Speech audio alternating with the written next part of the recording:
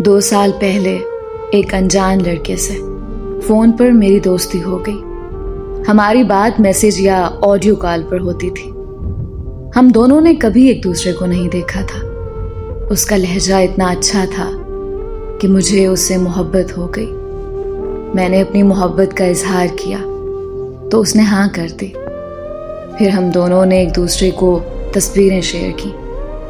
एक दूसरे को देखने के बाद हमारी मोहब्बत में शिद्दत और बढ़ गई। 6 महीने गुजर जाने के बाद मुझे पता चला कि जो तस्वीर उसने मुझे भेजी थी वो उसकी नहीं बल्कि उसके कज़न की थी। मुझे बहुत दुख हुआ। जिस चेहरे को मैं दिल में बसाकर दिन रात प्यार भरी बातें करती थी, वो चेहरा उसका नहीं बल्कि किसी और का था। फिर उसने मुझे अपनी तस्वीर भेजी जो कि मुझे पसंद नहीं आई, तो मैंने उसे बात करना बंद कर दी।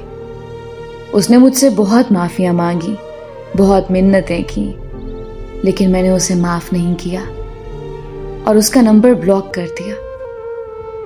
कुछ अरसे के बाद मैं बहुत बीमार हो गई और इलाज के बावजूद मुझे शिफा नहीं मिल रही थी। तो मुझे लगने लगा कि शायद मैंने उस लड़के को माफ़ ना करके उसका दिल दुखाया है, जिसकी सज़ा मुझे अल्लाह दे रहा है। मैंने उसे अनब्लॉक किया और उसे माफ़ी मांगी।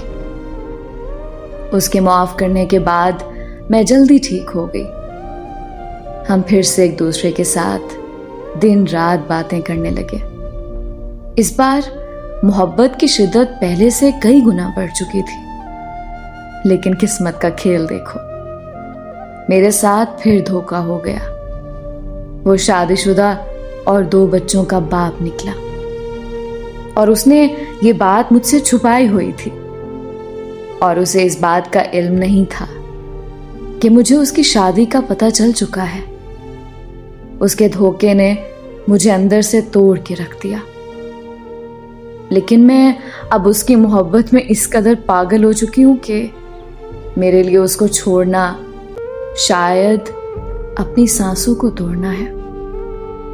अब मैं मेरी नहीं रही बल्कि दिलो जान से उसकी हो चुकी हूं। वो चाहे तो मुझे अपनी दूसरी बीवी बना ले या फिर अपने हाथों से मार दे, क्योंकि अब उसके बगैर अब मुझे एक सांस भी गवारा नहीं।